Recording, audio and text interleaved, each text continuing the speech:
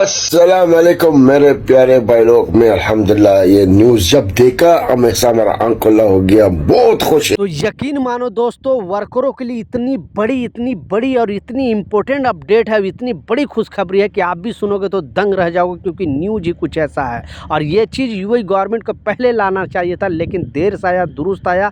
बहुत इंपॉर्टेंट खबर है। आप भी अगर दुबई के अंदर काम कर रहे हो तो इस रूल को, इस नियम को आपके लिए जानना बेहद ज़रूरी है, क्योंकि ये आपके हित की बात किया गया है।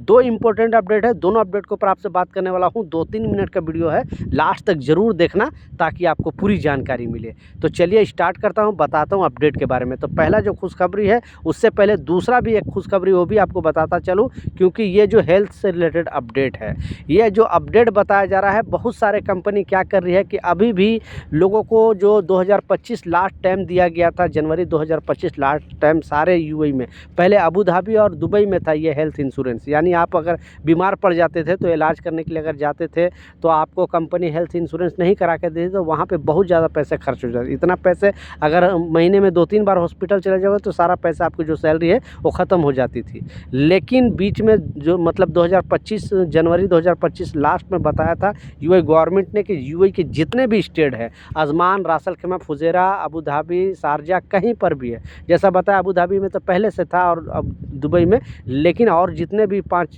स्टेट है वहाँ पे नहीं था। लोग सारे स्टेट को बता दिया गया, सारे स्टेट में जितने भी कंपनी है कि कंपलसरी, और जनवरी 2025 में जो लोग से नहीं कराए थे इंश्योरेंस, यानी अपने वर्करों को इंश्योरेंस नहीं कराए थे, तो उस कंपनी पर अब यूएई गवर्नमेंट जांच करना स्टार्ट कर दी है और एक्शन लेना स्टार्ट कर दिया है। तो बहुत सारे कंपनी अब जल्दबाजी में अपने वर्करों को हेल्थ इंश्योरेंस करा रहे हैं। तो पहले कमेंट सेक्शन में अपना राय ज़रूर लिखना कि आपकी अभी तक ये इंश्योरेंस हुई है कि नहीं, ज़रूर बताएं।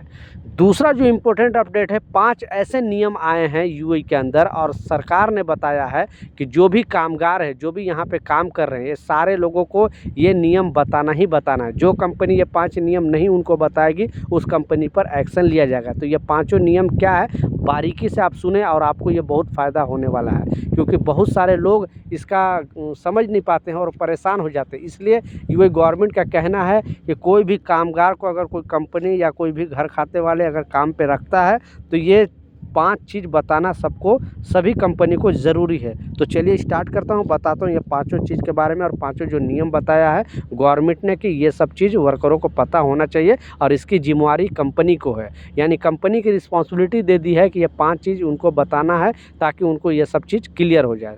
तो पहला इसमें बताया जा रहा है, अगर कोई भी कामगार यूएई में फर्स्ट टाइम आ रहा है तो उनको, कामगारों को यूएई के रीति रिवाज और परंपराओं के बारे में शिक्षित करना।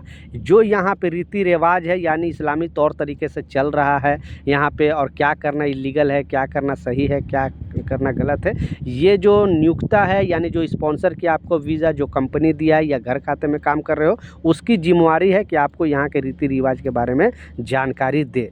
दूसरा है, उन्हें उचित शिकायत प्रक्रिया के जानकारी दे। यानी अगर आपसे अनबन हो जाता है, यानी कंपनी से अनबन हो जाता है, तो कहाँ पे वो शिकायत कर सकते हैं, मोहरे में कैसे शिकायत कर सकते हैं, क्या नंबर है, सारा डिटेल उनको बताना पड़ेगा। सारे कंपनी को रिस्पॉन्सिबिलिटी दिया है। तीसरा बताया जा रहा है कि ज़रूरत पड़ने पर, यानी ज़रूरत पड़ने पर कामगारों को उनके स्वयं के खर्चे पर स्वदेश वापस भेजे। यानी उनको अगर कोई इमरजेंसी हो गया, कोई प्रॉब्लम हो गया घर पे, तो ये कंपनी की रिस्पॉन्सिबिलिटी है, ये कंपनी की जिम्मेवारी है कि उनको ज़रूरत पड़ने पर कामगारों को उनके स्वयं के खर्चों से, यानी कंपनी के पैसे से उनको वापस भेजे, ताकि वो अपना प्रॉब्लम का सलूशन निकाल सके। चौथा इसमें बताया जा रहा है कि यदि नियुक्ता विफल हो जाता है तो वैकल्पिक, मतलब अगर नियुक्ता विफल हो जाता है, यानी वो काम पर बुलाता है, वो काम नहीं दे पाता है, तो उनको चाहिए कि वो दूसरे अपने जो भी, उनको दूसरी जगह जॉब पे लगा कर दें।